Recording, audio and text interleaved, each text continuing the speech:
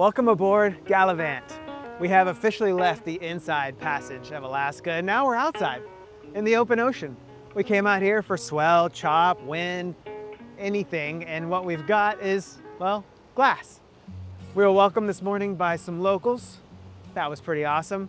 And we're about halfway through this adventure from Ketchikan down to Anacortes, or Alaska down to the Puget Sound.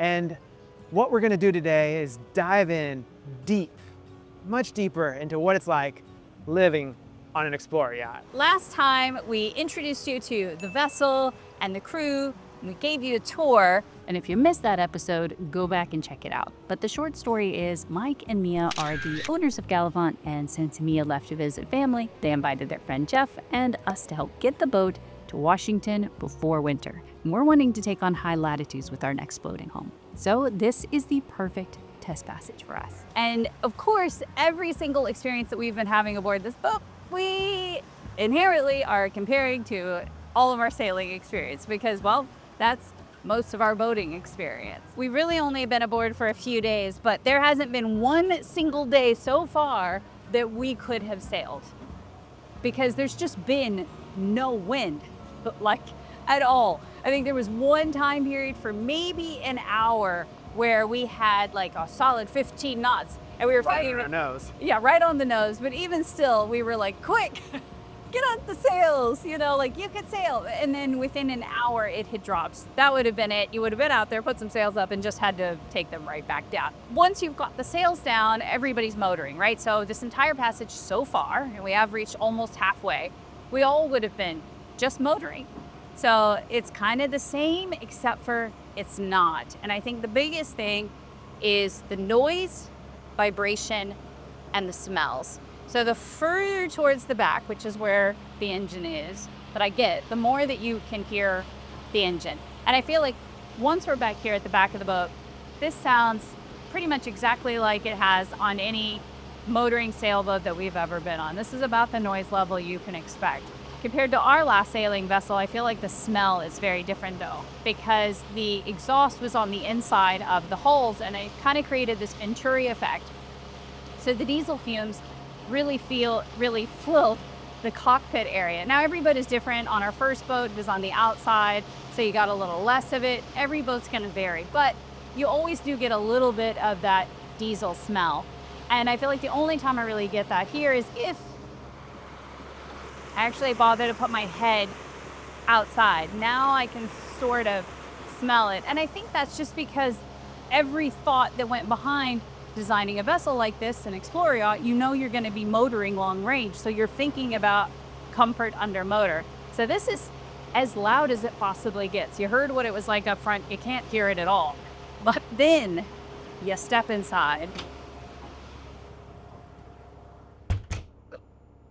I mean, the difference is unbelievable. Like the insulation and the sound barriering. I don't even know if that's a real word, but I just made that up. That was the thing we were most concerned about because on a sailboat, you cannot wait to turn those motors off, right? Like just to lose the noise, lose that smell, lose that vibration. And I feel like on a vessel that's been designed around those things, it is, as I hoped it would be, quieter. It doesn't grind on you. It doesn't fatigue you in the same way where you're like, can somebody please shut that thing off? The only time you really hear it is when you go in for an engine check. Then sure, you open that door, it's loud. I will show you that later. But that's the same exact effect you get when you go into, say, underneath the bed, which is where all of our motors were in our last boats. You lift up that bed and it is loud. You know, it's the same exact thing. But I feel like it's sort of next level. We got Mike over here making some food. So if you hear some weird noises. Sorry, yeah, it's village. It's lunchtime. I hear crinkling. Oh, the engine's so quiet. Which is actually, if you don't mind us interrupting your lunch making. Oh, sure. I was thinking about the fact that you have owned 3 different vessels like this. So of each vessel, I'm sure you've probably noticed a difference in like smell, vibration, and noise levels. Well, the bigger ones are quieter. It's kind of, it's part of it is distance from the engine, right? So like in your Cat, you're kind of sitting on top of it.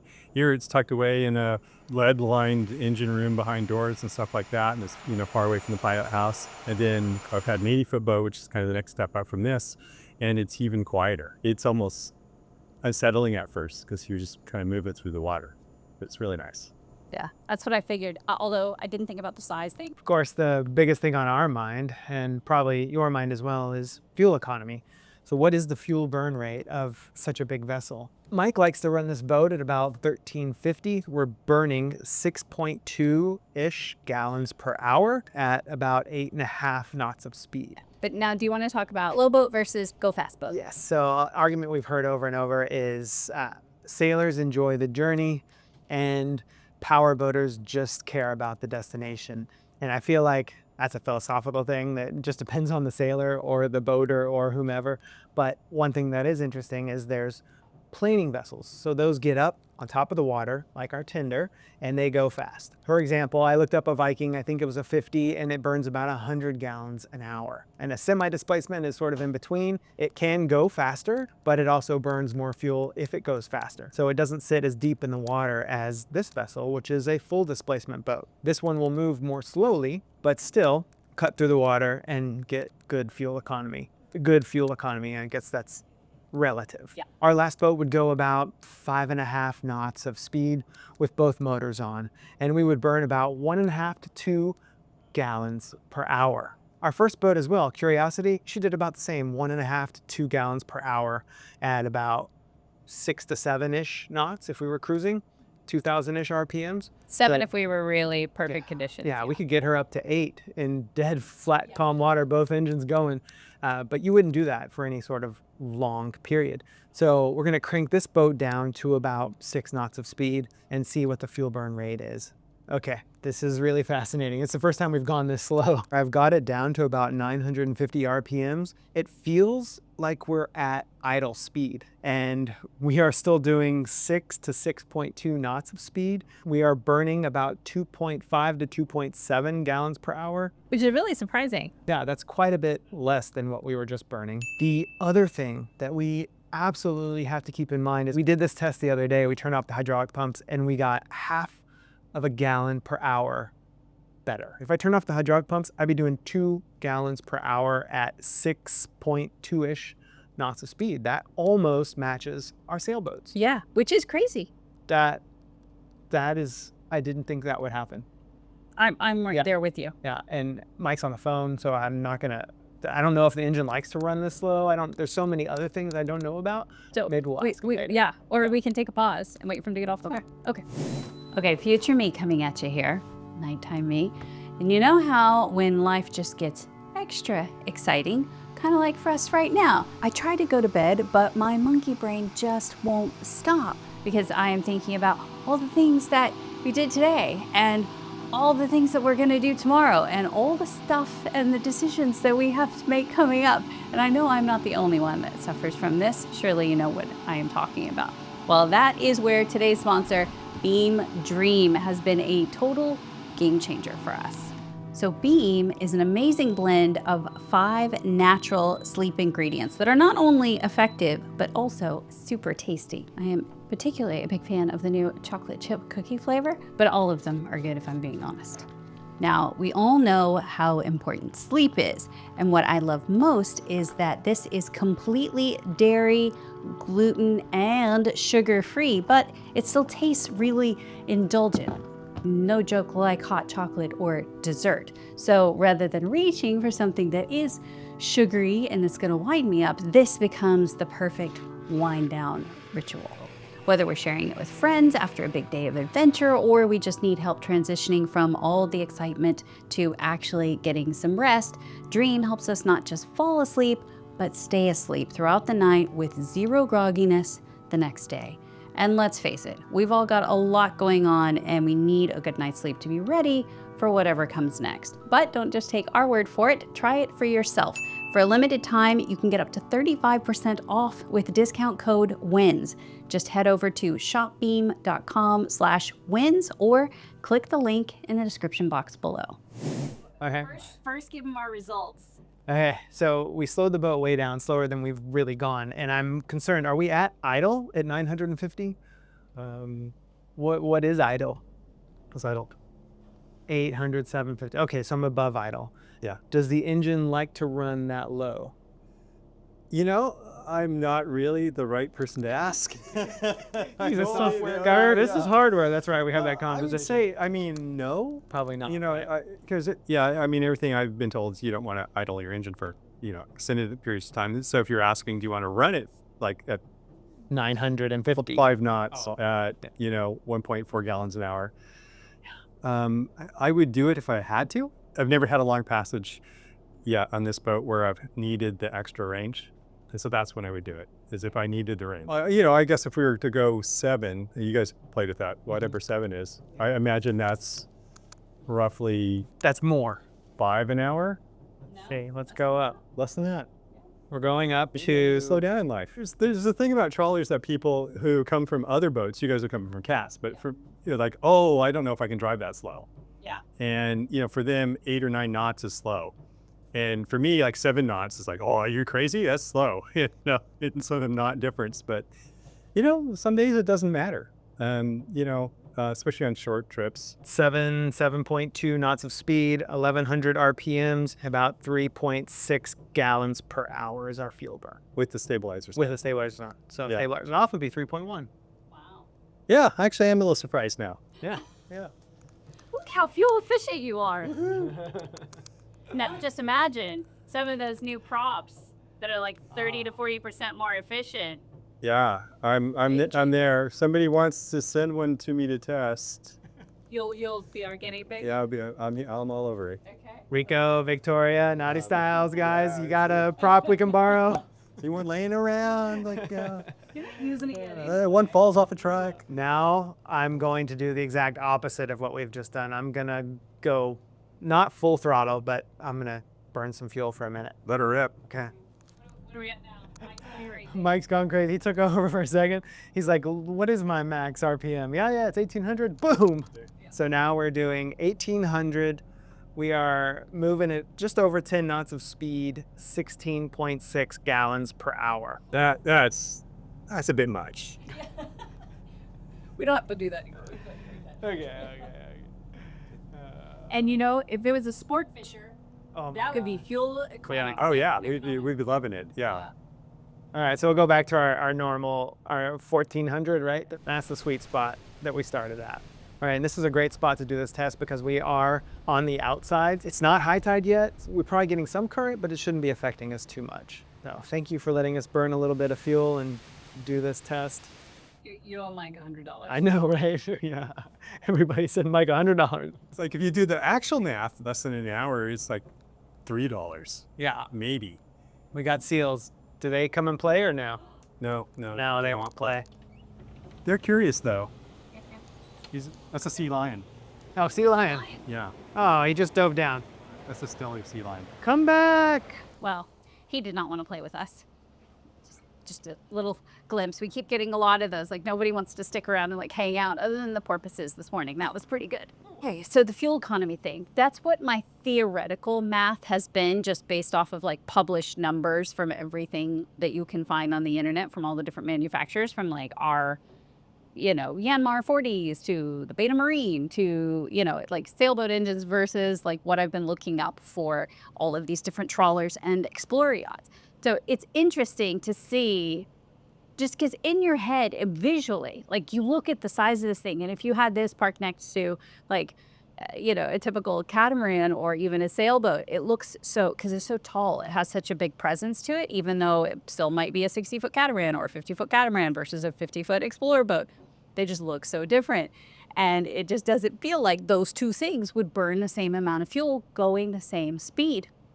But they're pretty flipping close. So that part was very shocking to me. And we'll get into this later, but like a change of props and things like that. I want to talk about little efficiency things that you can do because that's where my mind is at. Like if I go this direction, I'm going to want to go that direction because we care about those things like we always have. It's just like we're always moving towards less dependency on fuel with our catamarans. You'd want to do the same exact thing with these. It's not like anybody doesn't want to not burn more fuel. The longer that we're on the boat, the more comfortable I feel about the vessel because there are so many things rattling around in the back of my mind that are very snooty and but motorboats are bad, but it's a perception and an assumption. And I'm realizing that that's all it is. And they're not all created equal, just like all sailboats aren't created equal. Some go a heck of a lot faster than others and are more efficient, and others are not, So it's just no substitution for real life data and testing and experimenting. So I've got about an hour before our next turn, which takes us to our anchorage for the day. Goose Island, but not the brewery. No. But I think that's where they... No, that's Chicago. Oh, yeah. Okay. Yeah, Probably it's a different Goose Island in every state in the country. Also very true. Anyway, yeah, Goose Island. So that's kind of cool. Gonna go check that out. So, yeah, see you there. I'm enjoying my watch, my scenery. Look for more animals.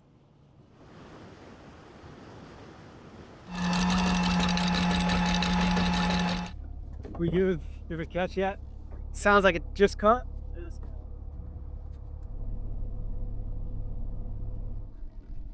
Okay, so that goes there. Hold on.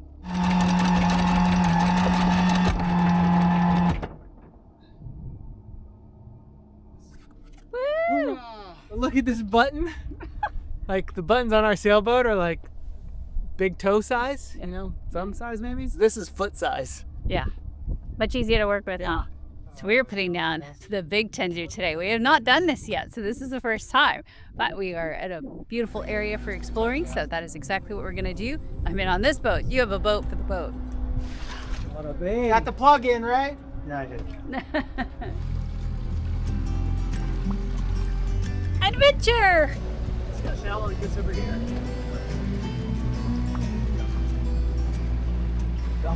This is a tender. Yeah.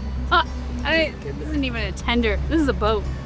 These days are running slow.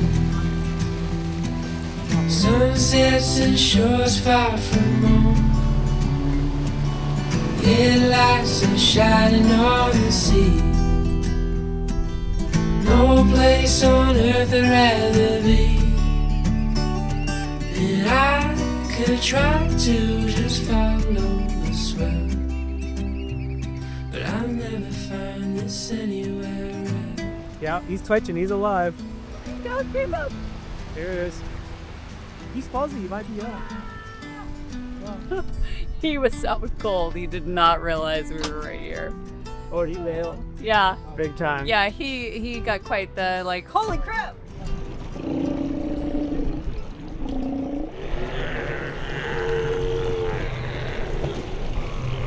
And we're like over 100 yards away from them, and that's how loud they are. We are trying a secret passage here, and it is about 1.5 feet deep. So we're just floating through with the current. Check this out. No? No, we're not floating. We're being serenaded and pulled here by Jeff. He's putting in the hard work. It's just like Venice. Jeff, you're supposed to be singing. Yeah, that's right. Aren't you in a choir? We're called gondolieri. I was in that musical. I was in the musical.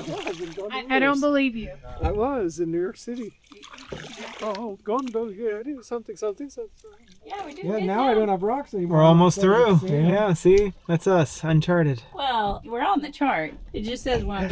No pressure. No pressure. Like a pro.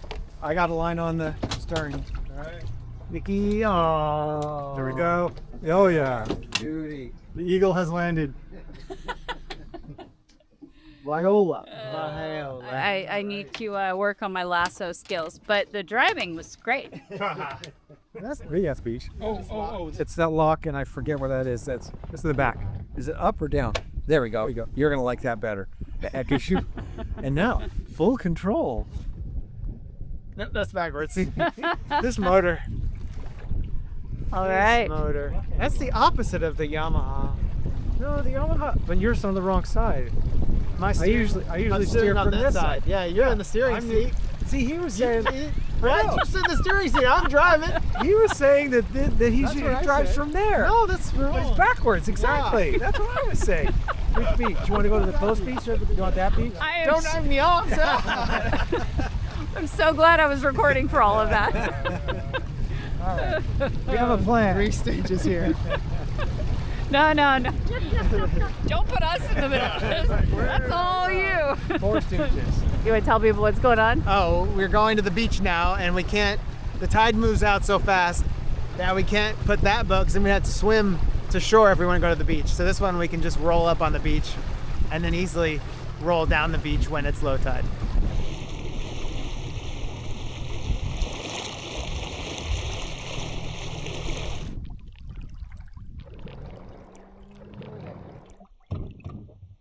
So you can lift it up. No, it did. I didn't expect that. There, yeah. You want the painter? Oh. I wanted this to be just sand. It's so funny. It really, you give me rocks at the very end. Okay, Do you want to ride? this is why we buy good boots, right? Oh, you were above boot height. That is how you know you're on a super yacht. They spent the big money. That's the fancy anchor. No experience. Look, it's a Rockna.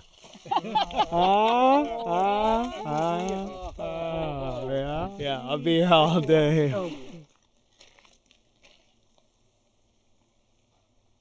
Yummy.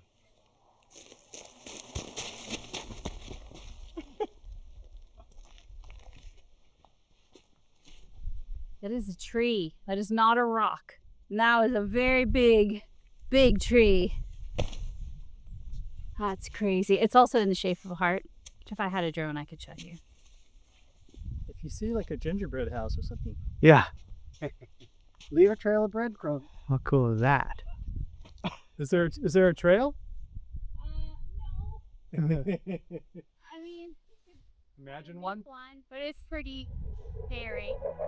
I was done Bushwhacking, baby. going up, had enough of chasing down Oh, wow. the sun, but suddenly I can see everything We're gonna survive. Or die. evergreen. There are some huge trees here. Look at this one. Man. I won't pretend I ever found my way. I've made my healthy share of fair mistakes. Still learn That. the give and the take. That is a tree. But I'm seeing everything the brand new. I'm taking in the world a different light. Thought I wasted all my life, but I think I changed my mind. So what happens when you're filming? Mom back. Mom back. Okay, try to walk backwards. Yeah. That tree looks crazy cool. Wow. I was done growing up, had enough. Nicely done. Chasing down the sun, but suddenly I can see everything Hold on to the mushroom. evergreen. I wonder if that's a little.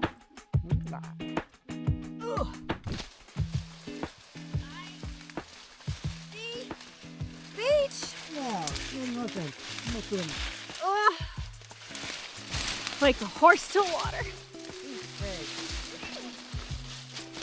Ta-da! Ta-da!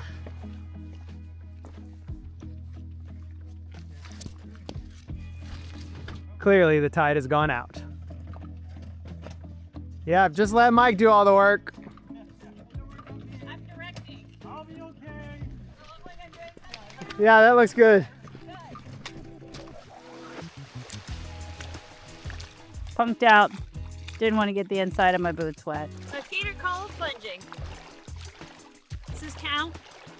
Even have a helm on the way back. Oh yeah. Feel the power of Feel the power of the Torpedo. torpedo. Let's get in. Putter, putter. Getting deeper? Humphrey. Punch it, baby. Punch I it. gotta put the motor down. Let's get this thing up on the plane. This isn't a zero jet, guys. Let's see. Something's just coming. There we Just go. drop through. You have to lift that thingy up. So okay. Let's reverse. Whoa! I know. And we'll stay if you go. There it is. Hey, okay. It comes toward. It's really confusing actually. Once you get used to it, I'm sure it's Yeah, okay. Yeah. Okay. We could do one more position up. Is everybody holding on? Yeah, yeah. Okay, go. Oh, for the torque? Yeah. Uh-oh, we're flying. Flying. Through the eelgrass. I was done growing up, had enough of chasing down the sun, but Beautiful. Okay. Muddled blueberry mint gin and tonic. Cheers, honey. Salute. Cheers. Cheers. Cheers.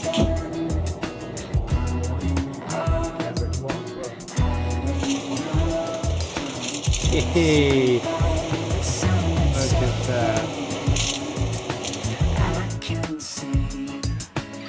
Final touch.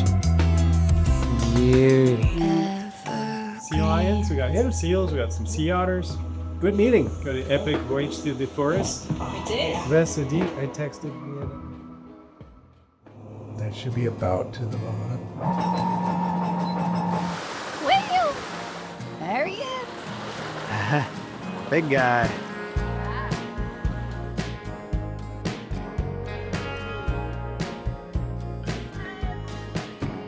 It's so amazing. Never gets old. Never. Surrounded by whales. Not kidding, there must be 30. And we've just seen tail after tail after tail all around us, but they're just out of reach for the camera. Oh, it's so cool. But you can't see it. Just have to believe me.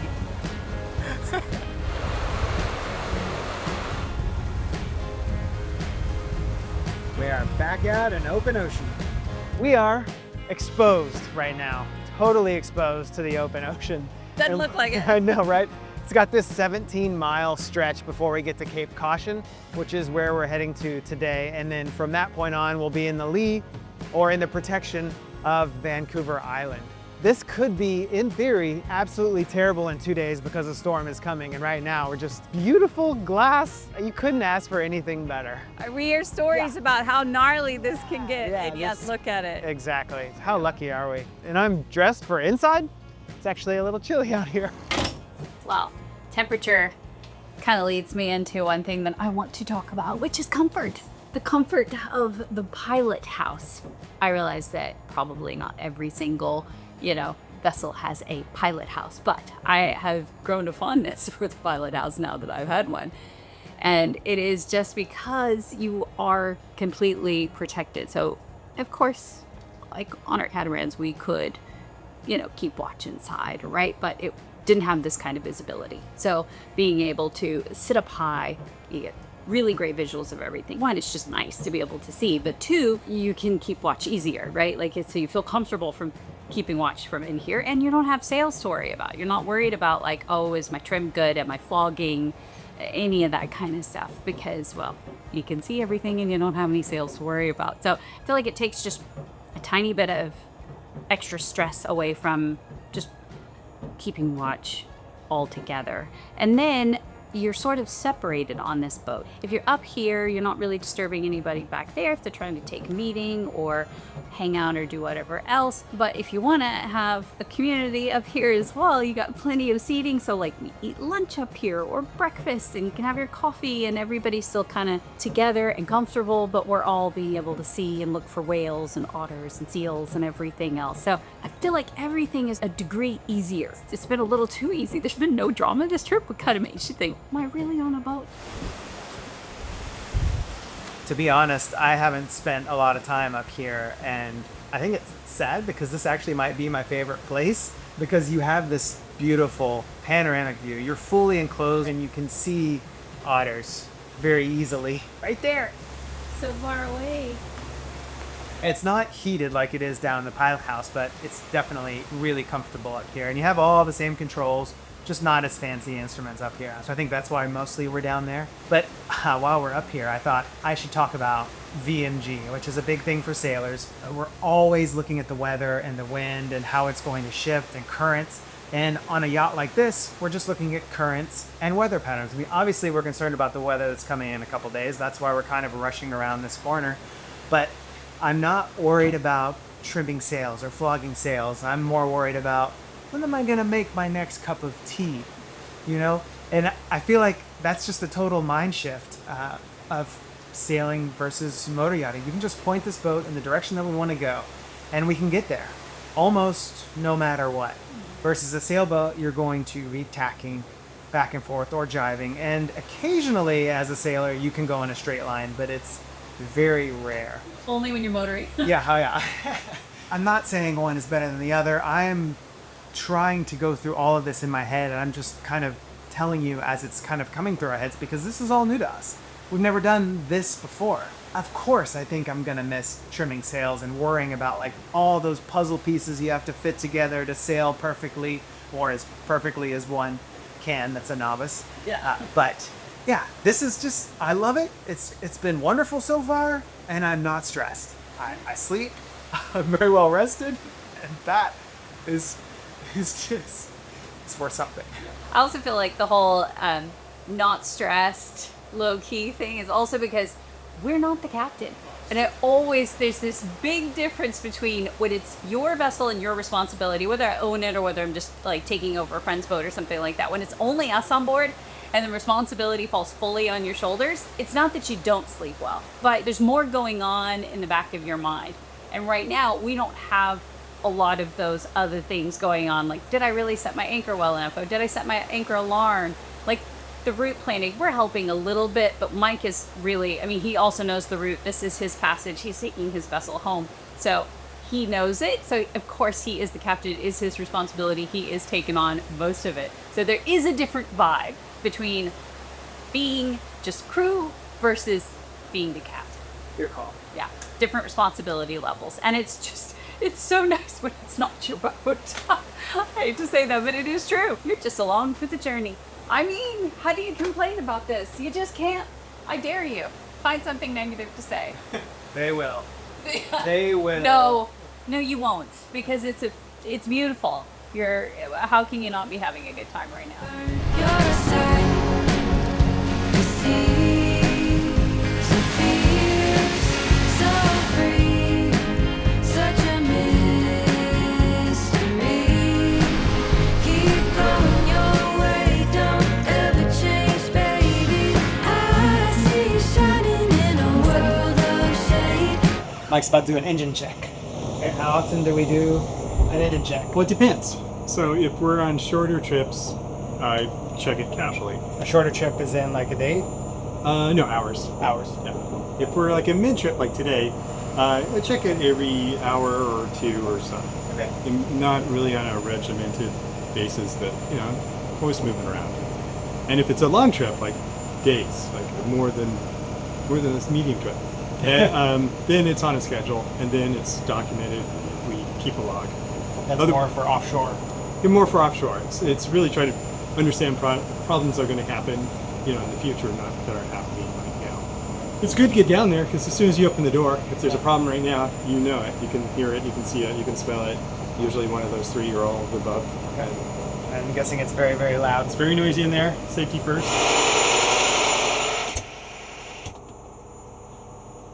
It's amazing how much those secondary latches that make it watertight really shut out the noise. That seal, it really matters around that door. Yeah. Yeah. And then did you do the dots to shoot the temperature good? Okay.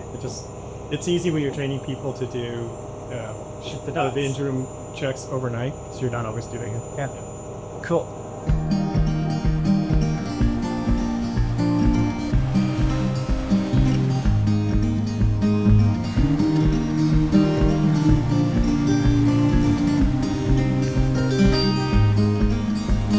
Put your lips on mine. I love it when we hide in the pale blue sky, floating on cloud nine. It has just gotten ridiculously beautiful out here. Oh my. Seems like every afternoon it turns really lovely. Like the sun comes out or it gets nice and warm. Like mornings can be a little foggy and misty, but afternoons. I mean, look at this. It is just spectacular, my friends. I'm so excited. I'll be safe in your arms, like the light in the day never part. I'm looking down the line. With you by my side, I'll be fine. All right. Wow. Beautiful couple of days. Very excited. Take that. We will go over, I think, some of our final thoughts. We're going to talk about how to make this thing, it's not, but whatever vessel we get, options for making it more fuel efficient, kind of more sustainable, a little less fuel dependent. We're gonna start the debate of mast and rigging and sails and all that. I don't know if we're gonna finish that one. That's a really complicated one. It's gonna take quite a bit of It's a time. debate. It's just right tool for the job. It's It doesn't have to be not a this debate, versus that. Well, yeah, but you think about it. It's something you think about. And you No, gotta. no. We got to weigh through all the Yeah. decision making of do you give up your sails or not. Yeah. Anyway, we're still kind of in that mindset. Go over that more next time. Thank you very much for watching. We're gonna go explore this little areas. So I'll see you later. Bye, guys.